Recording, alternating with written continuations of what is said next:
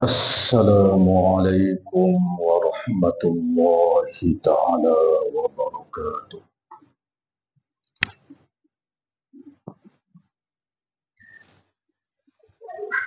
Alhamdulillahi rabbil alamin. Wassalatu wassalamu ala asyrafil anbiya'i wal mursalin.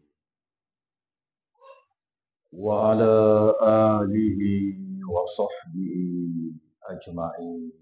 Amma ba'd.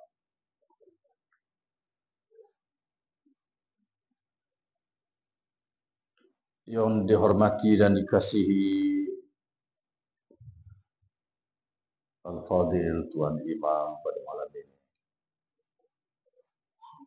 Fadil Ustaz Syed. Yang dihormati dan dikasihi Yang Besar Al-Fadil Ustaz Syukri Asyik Surau. Seterusnya muslimin dan muslimat yang saya hormati dan saya kasihi sekalian. InsyaAllah pada malam ini kita baca beberapa hadis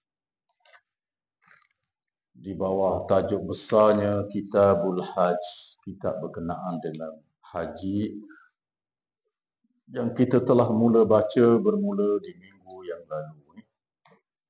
Pada hari ini tajuk kecil yang ketiga, Hari Haji yang Besar, Haji Akbar. Hadis nombor 646 daripada kitab Mukhtasar Sahih Muslim. An Abi Hurairah radhiyallahu anhu qala ba'athani Abu Bakr as-Siddiq fil hajjati allati amarahu 'alayha Rasulullah sallallahu alaihi wasallam qabla hajjatil wada'i fi rahtin yu'adhdhinuna fin nasi yawman nahri la yahujju ba'dal 'ami musyrikun wa la yatufu bil baiti uryanun. Qala Ibnu Shihab فكان حميد ابن عبد الرحمن يقول يوم النحر يوم الحج الأكبر من أجل حديث أبي هريرة رضي الله تعالى عنه. Dalam kurungan tu 106 hingga 107 tu 4 tu makna jilid 4 dalam Sahih Muslim yang asalnya jilid yang keempat. Muka suratnya 106 hingga 107. Dari Abi Hurairah radhiyallahu taala anhu, dia berkata, aku pernah diutus oleh Abu Bakar As-Siddiq radhiyallahu taala anhu untuk melaksanakan haji yang diperintahkan oleh Rasulullah sallallahu alaihi wasallam sebelum Hajjatul Wada', sebelum haji perpisahan bersama dengan Rasulullah sallallahu alaihi wasallam. Yang mana aku pergi bersama dengan suatu rombongan untuk memberikan pengumuman kepada kaum muslimin pada hari korban. Yang isi pengumumannya tersebut adalah, setelah tahun ini orang musyrik tidak boleh menunaikan ibadat haji lagi. Tak boleh lagi datang ke Mekah. Dan orang yang bertelanjang yang tidak menutup aurat juga tidak boleh tawaf di Baitullah. Kata Ibnu Shihab, perawi hadis ini di peringkat tabi'in, Humaid bin Abdul Rahman mengatakan hari kurban adalah haji yang besar, sebagaimana menurut hadis Abi Hurairah yang kita baca ini.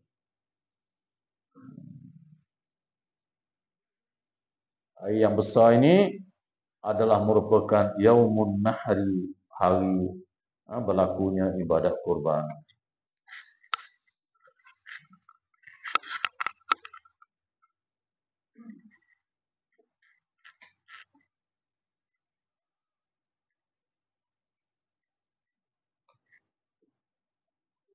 Di mana disebut di dalam sejarah Islam bahawa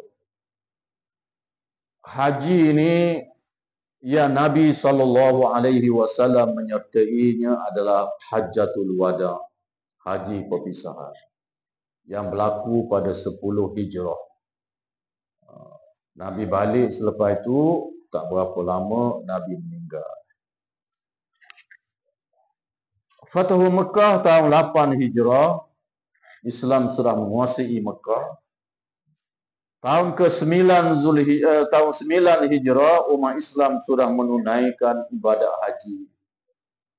Tetapi ibadat haji pada tahun yang ke-9 Hijrah ini, Nabi SAW memerintahkan kepada Abu Bakar, Sayyidina Ali karamallahu wajhah, Abi Hurairah radhiyallahu taala anhu dan beberapa orang sahabat yang besar supaya pergi menunaikan ibadat haji di Mekah. Yang dipimpinnya ialah Sayyidina Abu Bakar As-Siddiq radhiyallahu taala anhu. Nabi sendiri tak pergi lagi tahun ke-9 Zulhijjah ni, Nabi sendiri pun tak pergi lagi.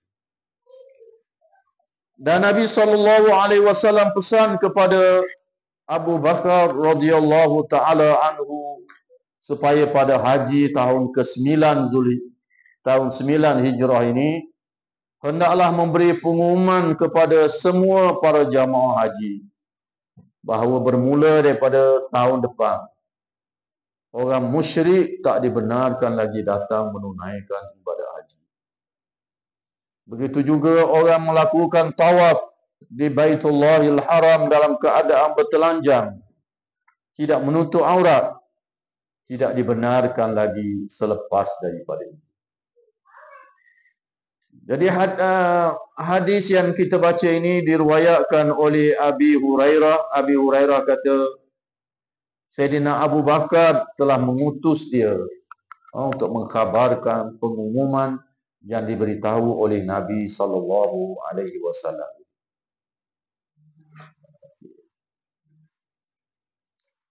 Dan pengumuman ini dibuat pada hari nahar, hari ibadat kurban dilaksanakan. Ibadat kurban ini dilakukan kepada 10 Zulhijjah.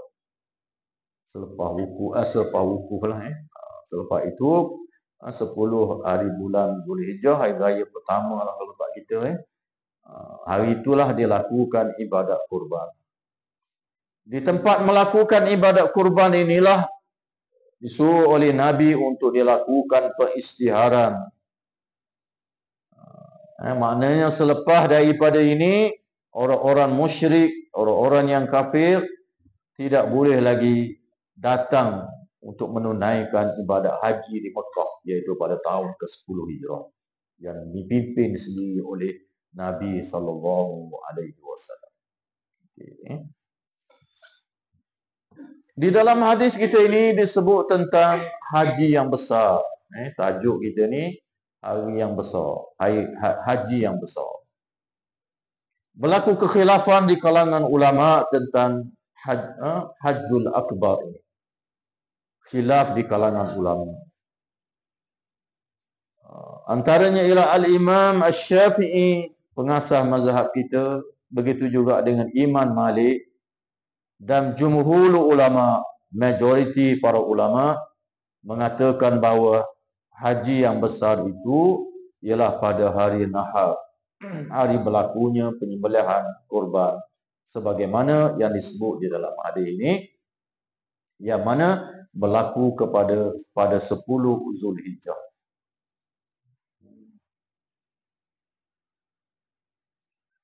Walau bagaimanapun di sana ada beberapa pendapat yang lain, antaranya sebagaimana yang disebutkan oleh seorang ulama hadis yang terkenal, Qadhi Iyad. Dia riwayat daripada Al-Imam Asy-Syafi'i rahimahullahu ta'ala anhu, dari anak murid Al-Imam Asy-Syafi'i. Yang mana bahawa Al-Imam Asy-Syafi'i, pertama tadi Imam Syafi'i kata hari nahar tu, hari penyembelihan kurban tu, hari haji yang besar. Tapi dalam riwayat yang kedua daripada Imam Syafi'i ini, Al-Hajjul Akbar ialah pada hari Arafah. Hari Arafah itu dipanggil Haji Akbar. Sebab di sana Nabi SAW ada menyebut al-hajj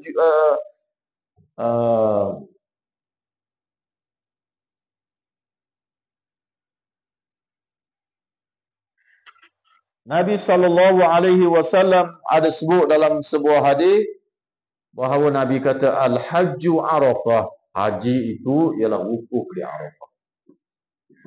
Adanya, maka yang dikatakan haji yang besar itu ialah hari wukuf. Begitulah sebahagian di kalangan para ulama, termasuk satu riwayat daripada Al-Imam Asy-Syafi'i. Satu kata hari Arafah, tapi jumhur ulama kata hari penyembelihan binatang kurban.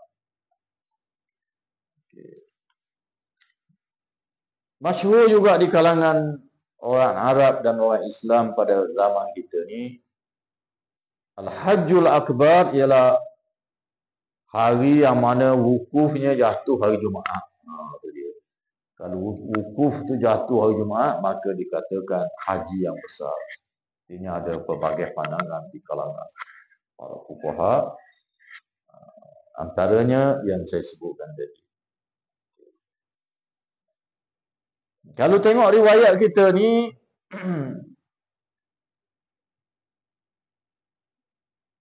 di mana Al-Imam Ibn Syihab mengatakan bahawa Yaumun Nahri, hari menyembelih binatang kurban, Yaumul Hajjil Akbar, itulah hari haji yang besar.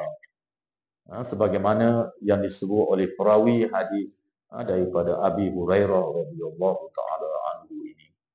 Ibn Syihab ni merupakan tabi'in, merupakan ulama di kalangan tabi'in, anak murid para sahabat radhiyallahu anhum ajma'in. Dan selalu saya sebut dalam ilmu hadis, ar-rawi adra bima rawa, maka perawi itu lebih mengetahui dengan apa yang dia riwayat.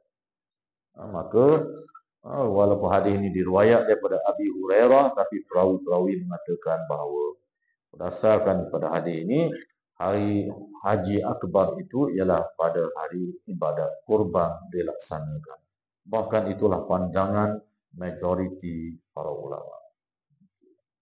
Hadis ini juga ada dalam Sahih Bukhari, bukan saja dalam Sahih Muslim kita, dalam Sahih Bukhari pun ada. Cuba tengok tajuk yang keempat pula, keutamaan hari Arafah. An Aisyah radhiyallahu anha qalat inna Rasulullah sallallahu alaihi wasallam qala ma min yawmin akthara min an yu'tika Allah fihi 'abdan minan nar min yawmi Arafah wa innahu la yadnu thumma yubahi bihimul malaikata fayaqulu ma arada haula. Dari Aisyah radhiyallahu taala anha bahawa Rasulullah sallallahu alaihi wasallam telah bersabda, tidak ada hari di mana Allah lebih banyak membebaskan hamba-Nya daripada api neraka selain daripada hari Arafah. Ini hari Arafah ni hari yang besarlah. Paling banyak Allah memerdekakan manusia daripada api neraka ialah pada hari Arafah.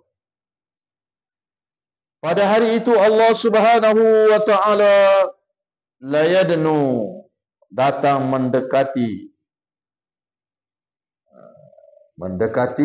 malaikat. Kemudian merasa bangga terhadap para malaikat dengan orang-orang yang wukuf di padang Arafah. Lalu Allah Subhanahu wa taala berfirman, apa yang mereka kehendaki? Tuhan sebut pada para malaikat. Maknanya nak minta keampunan daripada Tuhan, nak minta rahmat daripada Allah Azza wa Jalla. Itulah maksud daripada pertanyaan yang ditanya oleh Allah Subhanahu wa taala kepada para malaikat. Di mana wukuf pada hari Arafah ini dikatakan bahawa perhimpunan manusia yang paling ramai dalam dunia, paling ramai di kalangan umat yang menganut agama. Agama Hindu pun ramai kok. Tapi agama Islam ni yang melakukan ibadat haji jauh lebih ramai. Iaitu mereka berhimpun di padang Arafah. Padan ini keluasan dia ialah 12 kilometer persegi.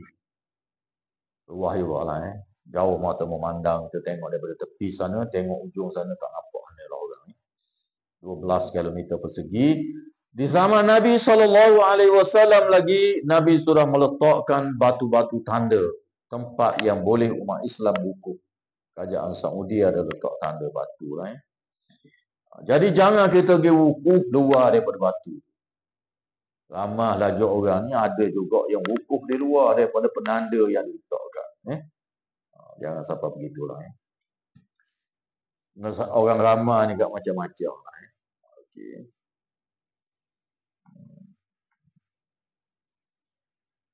Begitu juga Mina. Mina ni kalau ikut di zaman Nabi-nya, antara dua lereng bukit. Tempat melontar tu. Tetapi oleh kerana berlalunya masa, umat Islam bertambah ramai, maka para ulama menganggap bahawa semua kawasan mantikah yang dipanggil Mina itu boleh kita berkemah di situ dan bermalam di situ. Okay. Hari ini berkilometer lah.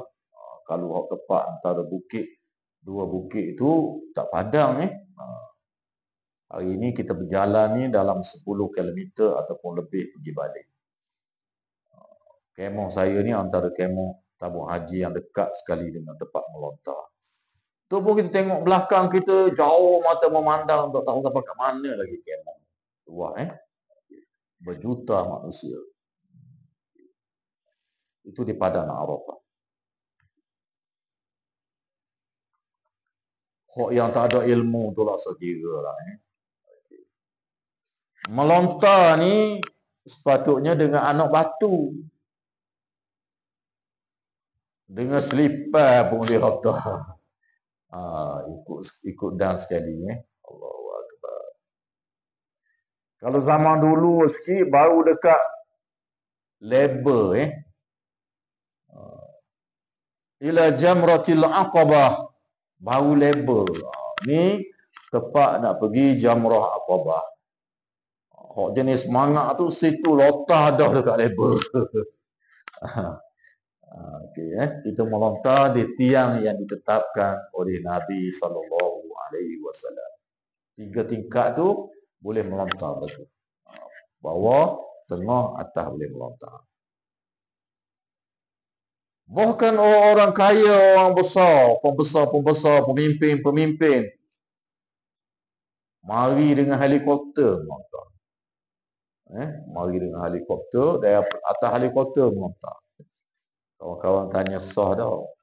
Sah semacam ada duit banyak, sewa helikopter pergi melontar.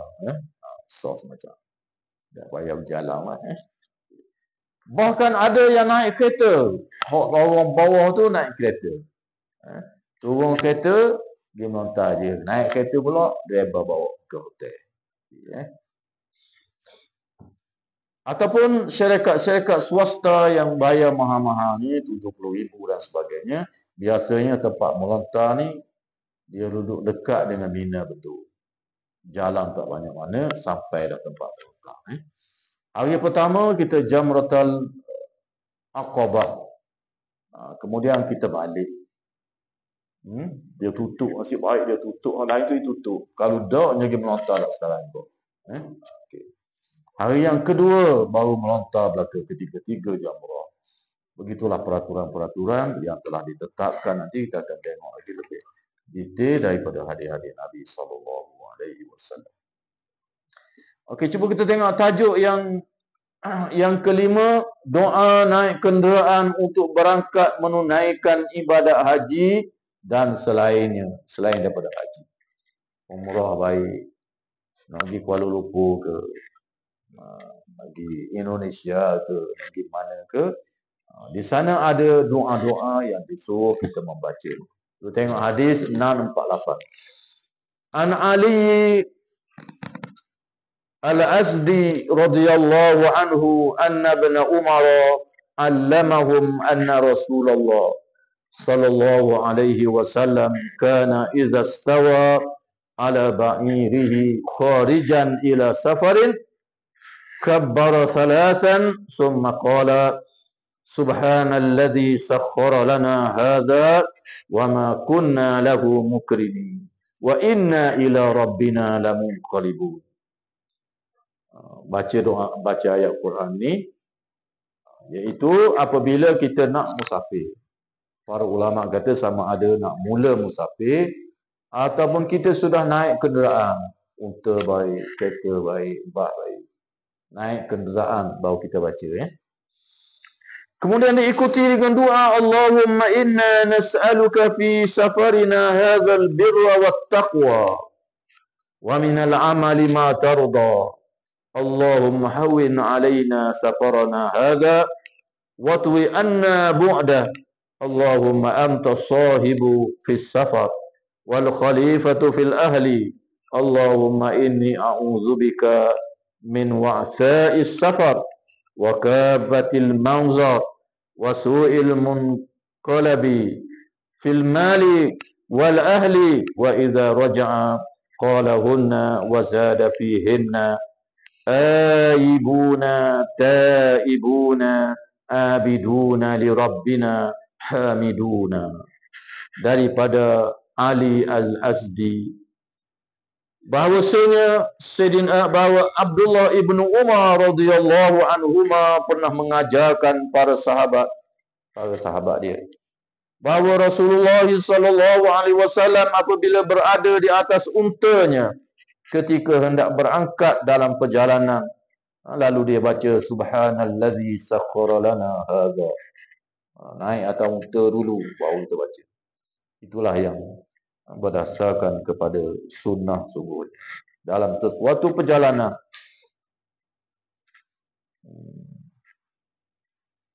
Dia naik di atas unta dia kharijan ila safar, apabila dia ingin keluar musafir. Safar ini orang belajar tata bahasa Arab dipanggil isim nakirah, tak ada alif lam. Tak kira lah musafir orang mana pun Orang Kuala Lumpur ke, nak pergi Amerika ke, nak pergi Indonesia ke, Vietnam ke, Australia ke, boleh baca. Nak pergi ke Mamang pun boleh baca. Sebut musafir je, baca doa ni. Naik kenderaan pun baca doa ni, dekat baca. Lalu Nabi SAW selepas dia baca subhanalladzi sakhkhara lana hadza, Nabi bertakbir sebanyak 3 kali. Allahu akbar, Allahu akbar, Allahu akbar. Takbir 3 kali. Tak kata kita pun gitu juga. Boleh Lalu Nabi SAW baca lagi doa. Allahumma inna nas'aluka fi safarina hadzal birra wat taqwa, hingga akhir. Yang bermaksud Maha Suci Allah yang telah menundukkan kenderaan ini untuk kami, sehingga kami boleh guna. Dan kami tidaklah turut campur dalam urusan Allah, serta kami sungguh akan kembali kepada Tuhan kami. Lalu Nabi kata lagi, ya Allah, sungguh kami mohon kepadamu wahai Tuhan akan kebaikan dan takwa. Nas'aluka fi safarina hadza al-birra wat taqwa. Nabi minta kebaikan dan takwa. Wa minal amali ma tarda.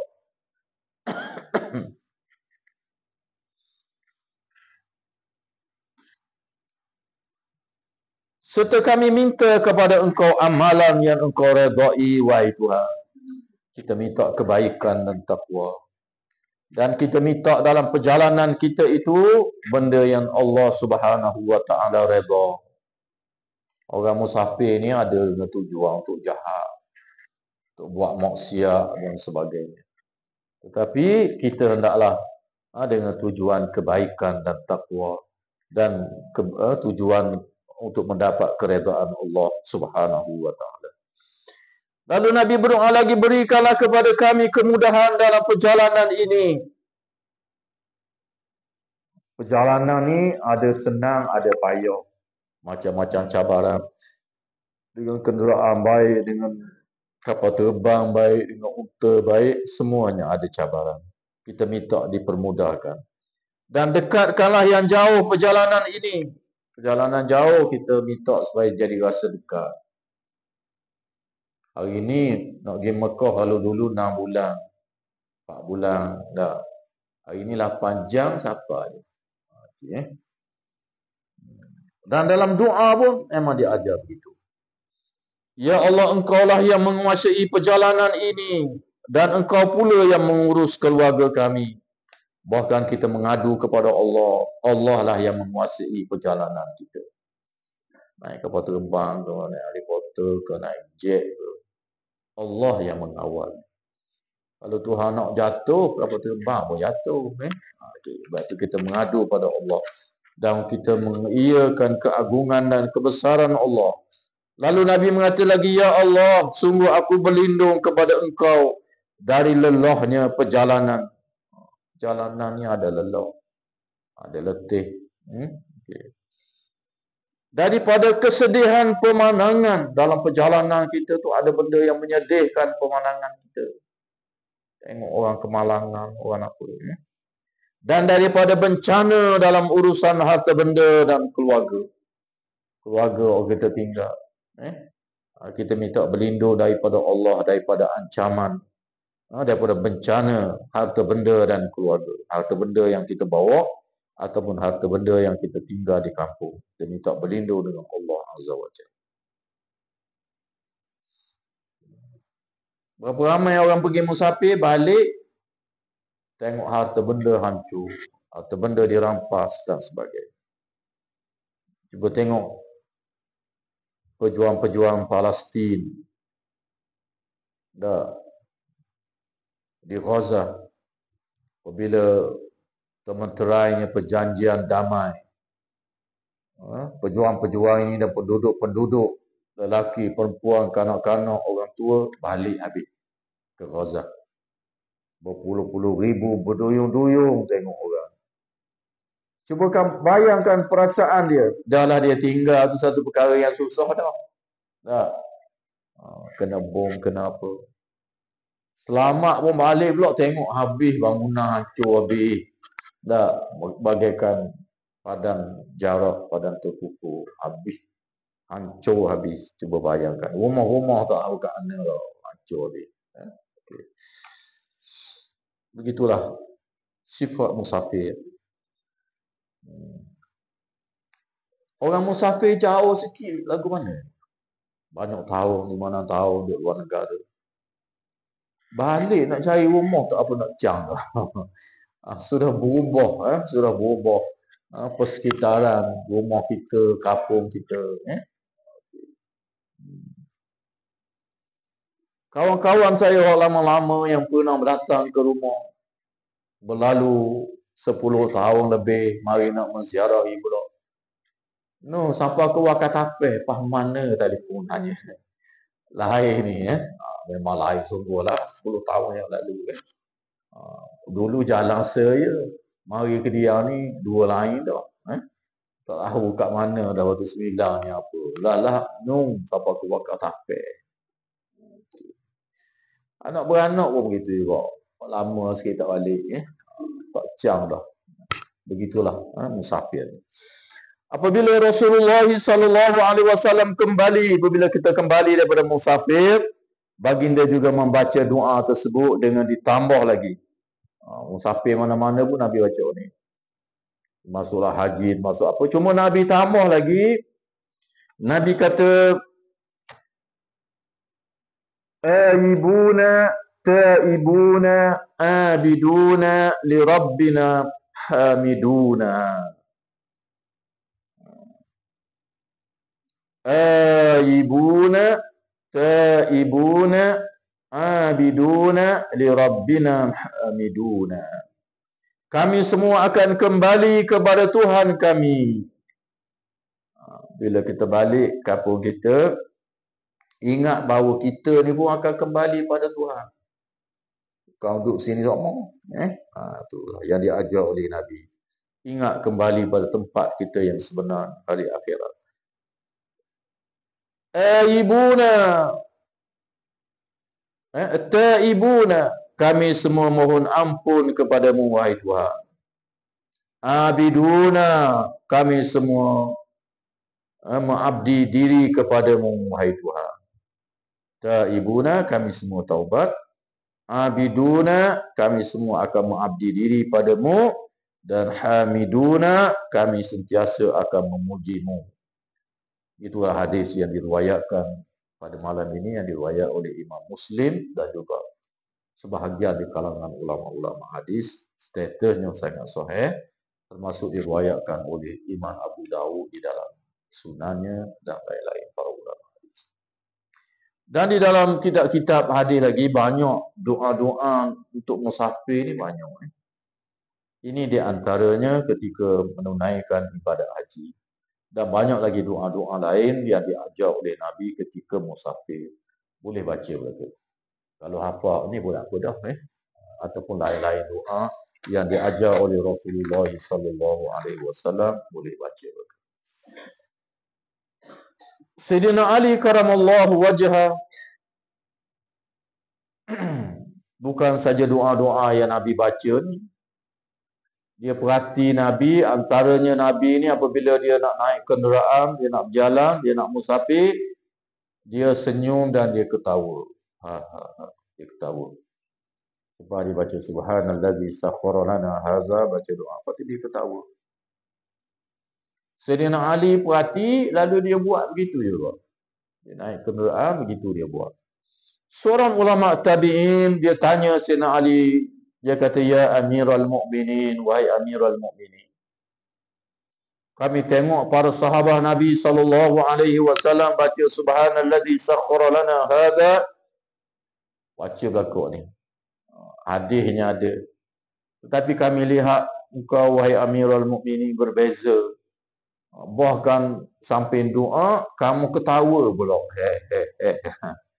Alah, sebab apa ni Kata Sayyidina Ali karamallahu hakadha ra'aitu wa sami'tu Rasulullah sallallahu alaihi wasallam yaf'al. Demikianlah aku tengok Nabi buat. Aku buat ni pasal aku tengok Nabi buat. Pasal itulah aku buat. Ketawa juga. Padahal Nabi tak suruh dah, tapi dia perhati biasa Nabi biasa buat. Maka Sayyidina Ali ikut semacam benda yang seperti itu walaupun Nabi tak suruh buat dah. Kalau kita buat juga boleh pahala lah. Walaupun perintah daripada Nabi nya tak ada. Sekadar itu saja hadis yang kita baca pada malam ini. Saya nak jawab ada satu soalan. Soalan ini ditanya oleh sahabat kita. Walaupun dia tanya secara personal kepada saya. Saudara Cikgu Rahim ada kat tiang ni. Abang pada dua beradik lagi. Itu saudara Jamil Jadi Cikgu Rahim ni ada sentiasa tanya juga soalan dan biasanya saya jawab. Jadi hak ni kebetulan saya pun tak ada nak jawab. Jadi saya rasa alangkah baiknya kalau saya jawab dalam majlis ini supaya kita ramai lagi lebih tahu. Jadi soalannya macam mana, cuba tengok dalam grup WhatsApp ada tak orang tengok. Saya hantar tadi dalam grup WhatsApp ni. Kalau yang tak tengok tu boleh tengok balik depan ni. Ada saya hantar. Okey. Soalan ni berasal kepada hadis yang diriwayatkan oleh Al-Imam Al-Bukhari, nombornya 2052. Di mana dalam hadis ini yang bermaksud daripada Abdullah bin Umar radhiyallahu anhu bahawa Rasulullah bersabda, sesiapa yang menjual pokok kurma yang telah dikahwinkan, maka buahnya nanti menjadi hak penjual, kecuali jika disyaratkan oleh pembeli menjadi hak pembeli. Seseorang yang menjual pokok kurma yang telah dikahwinkan. Yang dimaksud dikahwinkan sini bukan kahwin pokok kurma tu dikahwinkan. Buah kurma tu dikahwinkan. Di zaman dahulu, Masyhur orang Arab ni sehingga ke hari ini apabila bunga saja buah kema ni dikahwinkan bunga dia. Proses pendebungaan dia buat. Walaupun pokok tu 15 meter tinggi, 10 meter tinggi, khabar bawa bunga hok jatang di peru atas bunga hok betina. Okey. Dan hari ini di negara Arab ni dia ada jual bunga apa? Dia punya debu hok jatang tu beli kedai kemudian ditabur je di bunga. Maka dia akan mengeluarkan buah yang banyak, lebat. Buah-buahnya lebat dan buah-buahnya kasar. Dan jika sekiranya tidak dibuat proses pendebungaan, stakar tu ada 2-3 otil. Ada juga bukan kata tak ada sebab kadang-kadang pendebungaan ini melalui binatang-binatang terbang pun ada, tapi tak banyaklah buahnya. Kadang-kadang buah pun tak bercomel, ketel dan sebagainya. Maka menjadi kelazimannya apabila nak proses pendebungaan ni letih, kena panjat pokok tinggi. Dan di zaman dulu apabila seseorang itu dia buat proses pendebungaan, mana nanti buah molek jadi hak dia lah.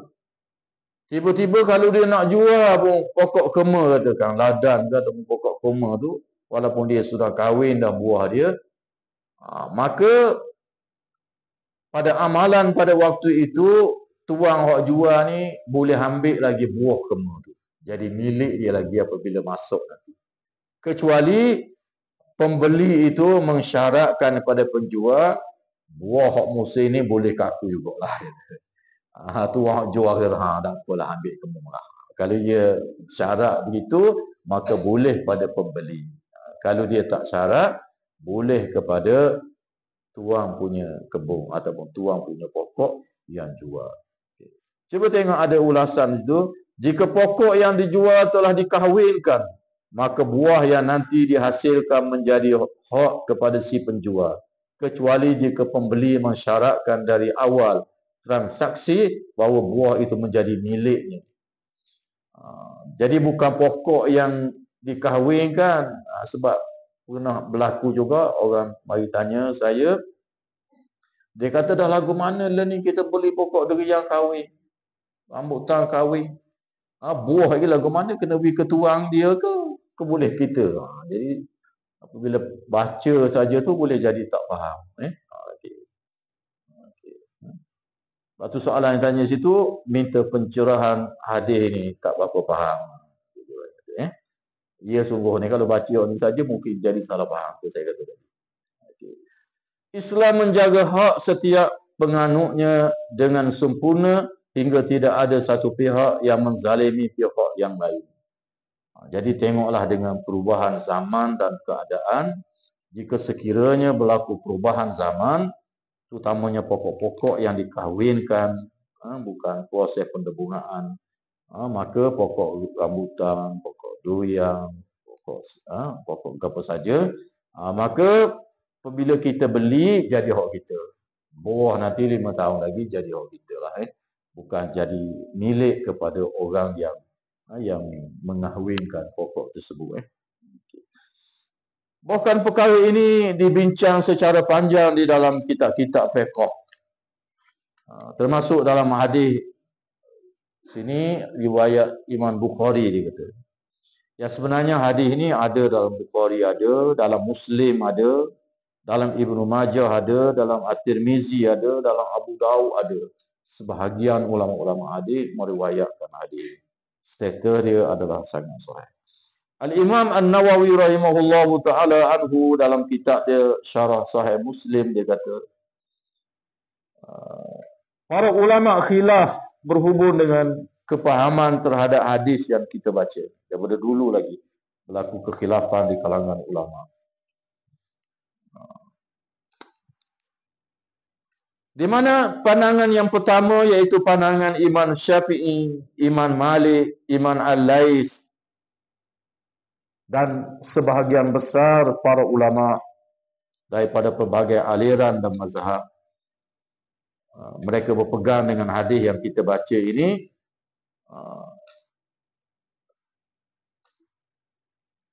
Jika sekiranya melibatkan pokok kurma yang dijual, maka lihat kepada jika sekiranya penjual itu melakukan proses pendebungaan terhadap buah yang keluar bunga tadi, maka buahnya menjadi milik penjual. Untuk musim itu menjadi milik penjual. Penjual kata, buah ni aku ambil dulu sekali. Lepas ni musim depan barulah kamu ambil. Kita jual sekebun dah ni. Dia mensyaratkan begitu. Kalau dia mensyaratkan begitu, sebagaimana yang berlaku di zaman dahulu, maka buah yang sedang berbuah itu yang dibuat oleh penjualnya, proses pendebungaannya naik sampai 10 meter, 15 meter, susah payah dia, maka Islam mengiktirafnya. Boleh ke dia buah tu?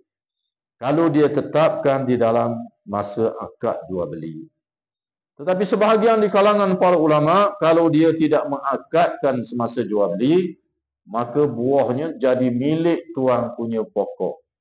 Ada pokok kurma tu dibeli oleh orang tak. Jadi tuan milik kebun kurma itulah yang menjadi milik buah yang akan terhasil nanti. Artinya berlaku kekhilafan di kalangan para ulama berhubung dengan perkara ini.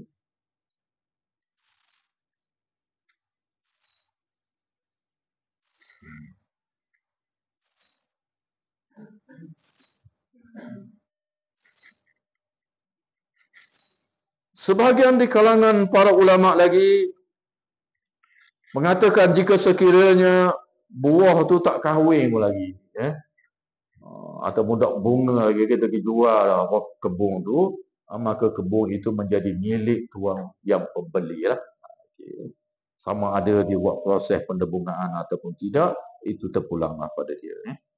Jadi milik dia dah apabila dijual kebun tersebut ataupun pokok-pokok kurma tersebut.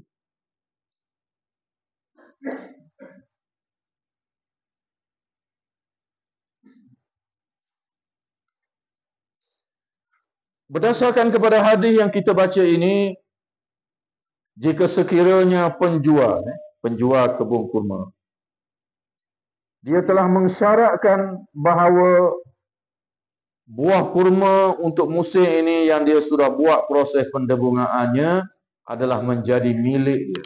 Pembeli pun setuju. Maka walaupun dah jual dah 1 juta satu kebun, untuk buah musim itu, pemilik yang pertama tadi boleh mengambil hasil jika sekiranya dia mensyaratkan semasa proses jual beli. Begitulah yang dibincangkan oleh para fuqaha. Sebahagian di kalangan para ulama, di antaranya Imam Malik. Imam Malik pandangan dia tidak boleh disyaratkan oleh penjual. Kalau penjual nak jual pokok kurma dia ada berapa pohon, dia tidak boleh mensyaratkan buah untuk musim ini boleh ke dia. Artinya di sisi Imam Malik boleh kepada pembeli je. Jangan disyaratkan dia. Walau bagaimanapun jumhur ulama, majoriti para ulama, oleh kerana ada hadis berhubung dengan perkara ini, maka kita mengikut hadis. Kerana dia mensyaratkannya dan begitulah amalan pada zaman Nabi sendiri. Maka jika sekiranya masih berlaku begitu, maka itulah hukumnya yang disebut oleh jumhur ulama. Nabi SAW ni kadang-kadang ada pandangan dia dalam hal urusan dunia. Di antaranya sebagaimana hadis yang disebut oleh Imam Muslim dan lain-lain lagi yang status dia sahih.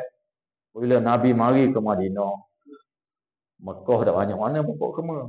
Mari Madinah, dia tengok orang Madinah ni musim buah kurma ke, naik pokok kurma tinggi-tinggi tu buat proses pendebungaan. Nabi kata, lagu mana kalau tak buat proses pendebungaan lok gitu ya. Para sahabat pun tak kata apa. Bila Nabi royak gitu, tahun itu dia tak buat proses pendebungaan. Apabila buah musim itu jadi buah tak banyak, mereka pun mengadu kepada Nabi SAW. Macam saya kata tadi lah, kalau tak buat proses pendebungaan, stakar tu ada 2-3 kotak. Tak penuh. Okay. Buah pun tak apa molek. Lalu Nabi SAW menyebut dalam hadisnya yang masyhur, yang sahih hadisnya, statusnya adalah Muslim dan lain-lain. Nabi kata, antum a'lamu bi umuri dunyakum. Kamu lebih mengetahui tentang urusan dunia kamu. Jadi ada juga benda-benda yang bukan melibatkan wahyu daripada Allah Subhanahu wa taala. Nabi tengok susah ni, lalu dia beri pandangan supaya lebih memudahkan. Tapi bukan wahyu. Sebab itulah apabila tak buat proses penebungan, tahun itu buah tak pun jadi. Sebab itulah para ulama dalam usulul fiqhi dan pada ilmu hadis ini, kata-kata Nabi ini dibahagikan kepada beberapa bahagian. Yang pertama yang melibatkan keterangan berhubung dengan agama, itu adalah wahyu. Kita kena ikut. Sembahyang, puasa dan hukum hakam yang melibatkan agama, kita tak boleh pilih. Apabila Nabi telah meletakkan sesuatu keputusan, itulah pilihan. Tetapi di sana ada yang melibatkan urusan duniawi, kehidupan, kebiasaan sebagai manusia. Dalam hadis yang lain, ana basyarum, Nabi kata, aku manusia biasa juga. Dalam hal-hal duniawi ini, kamu lebih mengetahui, kata Nabi. Maka ini tidak menjadi syariat.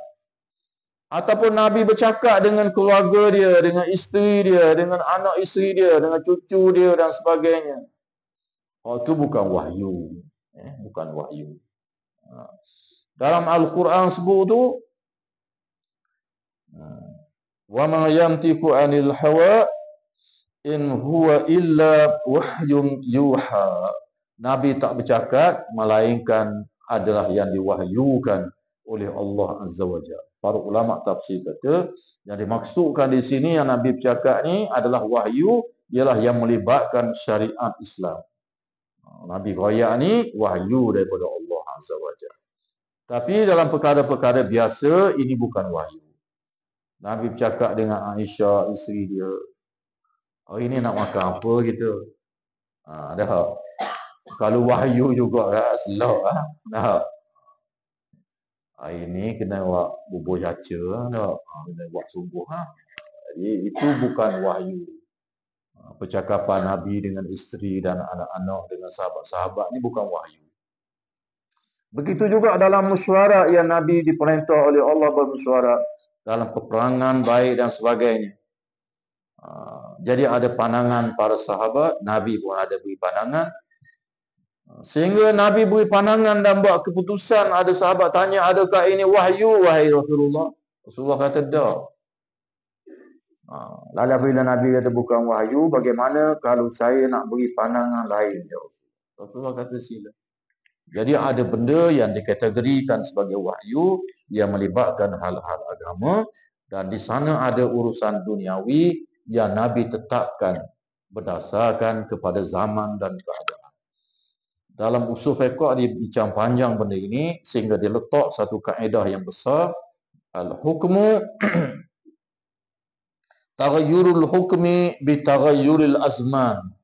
Hukum sesuatu itu boleh berubah dengan berubahnya zaman. Banyaklah nanti kita akan bertemu dalil-dalil yang banyak. Antaranya Nabi pernah sebut bila orang tanya berkenaan dengan unta yang berkeliaran, Nabi kata jangan tangkap dia, biar dia sehingga dia bertemu dengan tuan dia. Unta ni dia boleh cari air sendiri, dia cari makan sendiri, kata Nabi. Di zaman Sayyidina Uthman Ibn Affan jadi khalifah, orang mengadu pada Sayyidina Uthman ada unta yang hilang. Padahal Nabi perintah jangan ikat. Tak. Tapi Nabi perintah itu berdasarkan kepada zaman dan keadaan dia. Zaman Sayyidina Uthman ni orang sudah berubah, unta pun boleh hilang. Lalu Sayyidina Uthman kata, tambah ikat dia dan cari pemilik dia. Jangan biar berkeliaran dia itu hilang. Jadi banyak hukum-hukum ini boleh berubah dengan berubahnya zaman dan keadaan. Ini sudah diubah oleh Abu Bakar, Umar, Uthman, Ali dan seumpamanya. Begitulah dalam benda-benda terutama hal-hal yang berkaitan dengan duniawi boleh berubah. Tidak semestinya 100% sebagaimana di zaman Nabi SAW. Sekadar itu saja kuliah kita pada malam ini. Banyak benda lah dalam ilmu usul fiqh dibincang benda ni. Banyak benda yang boleh berubah. Nabi mati dia tak latih pemimpin. Orang Islam mesyuarat latih Abu Bakar. Sayyidina Umar pula, orang suruh Sayyidina Umar lantik pengganti dia. Abu Bakar latih. Sayyidina Umar kata, aku lantik di kalangan ahli mesyuaratku, kamu pilihlah. Lalu Abdurrahman bin Auf dilantik untuk membuat pungutan suara di Madinah. Akhirnya orang setuju Sayyidina Uthman. Okay. Jadi sudah berbeza dah zaman Nabi. Nabi mati, tak oyak siapa-siapa pengganti. Abu Bakar tunjuk. Sayyidina Umar tak tunjuk. Bila Sayyidina Umar orang suruh minta tunjuk pengganti, Sayyidina Umar kata, kalau ada Abu Ubaidah Al-Jarrah, sahabat yang dijanjikan syurga oleh Nabi, masih ada aku lantik dia. Tapi dia pun tak ada. Aku pilih antara ahli mesyuarat aku ni, kamu pilihlah siapa yang layak. Okay. Maka zaman tu sudah berubah. Ada yang raja memerintah tanpa ada pemilihan. Hari ini Saudi, Kuwait, Bahrain, keluarga dia je. Latih anak dia dan sebagainya. Brunei, raja-raja di Malaysia. Ada pemerintah yang dilantik melalui pilihan raya dan seumpamanya. Jadi benda-benda yang seperti ini adalah urusan duniawi. Dia boleh berubah berdasarkan kepada perkembangan zaman dan keadaan yang sesuai dengan tempat dia dan suasana dia. Termasuklah benda-benda yang kita sebutkan tadi, termasuk berkenaan dengan pendebungaan pokok kurma pun sudah berbeza pandangan di peringkat kedian. Ada yang menganggap bahawa sudah tidak pakar dah. Mensyaratkannya apabila jual dah, tak ada benda lah pokok kita ni. Jadi pemilik yang membelilah, seperti mana pandangan Imam Malik. Walau bagaimanapun, sebahagian majoritinya termasuk Imam Syafi'i masih lagi berpegang dengan hadis ini. Jika sekiranya penjual itu mensyaratkan dan pembeli menerima syarat itu, maka hukumnya masih sebagaimana yang ada dalam hadis. Sekadar itu saja aku qauli hadza wa astaghfirullahal azim li wa lakum. Wassalamualaikum warahmatullahi wabarakatuh.